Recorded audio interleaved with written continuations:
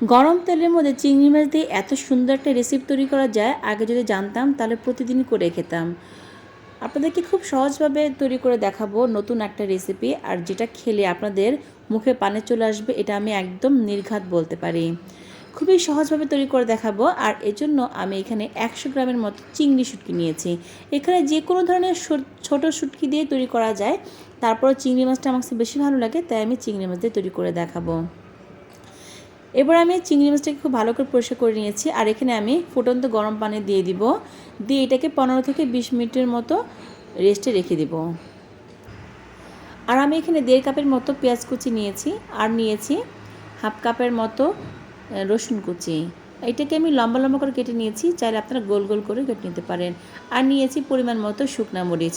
শুকনা মরিচটাকে আমি বোটা ছাড়াই নিই, এটা বোটা সহই আমি এটাকে তেলে ভেজে নিব।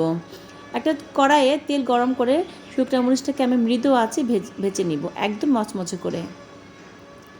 শুকনা মরিচটা ভাজা হয়ে গিয়েছে, এবার এটাকে আমি লবণ দিয়ে তারপর খুব ভালো করে হাত দিয়ে ম্যাশ করে নিব।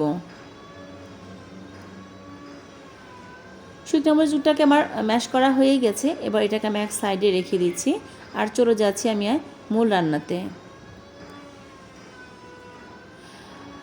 চিংড়ি মাছটা আমি খুব ভালো করে এরকম একটা স্ট্যান্ডারের সাহায্যে ধুয়ে নিয়েছি, বেশ কয়েকবার করে ধুয়ে এটাকে পরিষ্কার করে নিয়েছি। এবার আমি একটি ফ্রাই প্যানে পরিমাণ মতো তেল দিয়ে দিয়েছি, তেলটাকে আমি গরম করে নিয়েছি। গরম তেলের মধ্যে আমি এখানে পেঁয়াজ কুচি আর রসুন কুচিটা দিয়ে দিব। এবার এটাকে খুব ভালো করে আমি ভেজে নিব যতক্ষণ না পর্যন্ত ব্রাউনিশ একটা কালার হয়, কিন্তু একদম পুড়িয়ে ফেলা যাবে না, কারণ তখন এটা কিন্তু খেতে তিতা লাগবে। দেখতে পাচ্ছেন যে আমার পেঁয়াজটা প্রায় বেরেস্তার মতো হয়ে গেছে, আর কিছুক্ষণ ভাজাভাজি করতে হবে। আর এই তো আমার হয়ে গিয়েছে, আমার পেঁয়াজটা বেরেস্তা করা হয়ে গেছে। এবার আমি এটাকে তুলে এক সাইডে রেখে দিচ্ছি। এই পর্যায়ে এসে কিন্তু চুলার আঁচটা একদম বন্ধ করে দিবেন, না হয় কিন্তু পরবর্তী যে পেঁয়াজগুলো থাকবে সেগুলো কিন্তু একদম পুড়ে যাবে কিংবা বেশি লাল লাল হয়ে যাবে। এবার আমি তেলের মধ্যে দিয়ে দিচ্ছি চিংড়ি মাছটা এবার দিয়ে খুব ভালো করে এটাকে ভেজে নিতে হবে।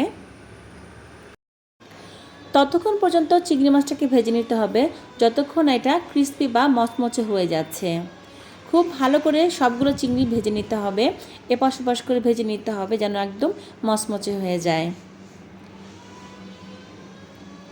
খুব ভালো করে ভাজা হয়ে যাওয়ার পরে এর মধ্যে আমি দিয়ে দিব আগে থেকে যে গুঁড়া করে রেখেছিলাম শুকনা মরিচটা, সেটা। এবার খুব ভালো করে একটা চামচ দিয়ে মিশিয়ে নিতে হবে। আর এর মধ্যে এবার দিয়ে দিব আগে থেকে পেঁয়াজ আর রসুনের যে বেরেস্তা করেছিলাম সেটা। আর এর মধ্যে 1 চামচ শুকনো মরিচের গুঁড়া দিয়ে দিব, তাহলে এটার কালারটা অনেক সুন্দর আসবে, আর খেতেও কিন্তু খুব দারুণ হবে। খুব ভালো করে মিশিয়ে নিতে হবে। আর এই পর্যায়ে অবশ্যই আপনারা লবণটাকে চেক করে নেবেন। আমি আমার পরিমাণ মতো লবণটা দিয়েছি, যদি কম বা বেশি হয় তখন এটাকে চেক করে নিতে হবে। তৈরি হয়ে গিয়েছে খুবই দারুণ স্বাদের চিংড়ি বালাচাও। আর এটা যে এত টেস্টি আর এত সহজভাবে আপনাদেরকে দেখিয়ে দিয়েছি, যেটা আসলে এর চেয়ে সহজভাবে দেখানো সম্ভব নয়।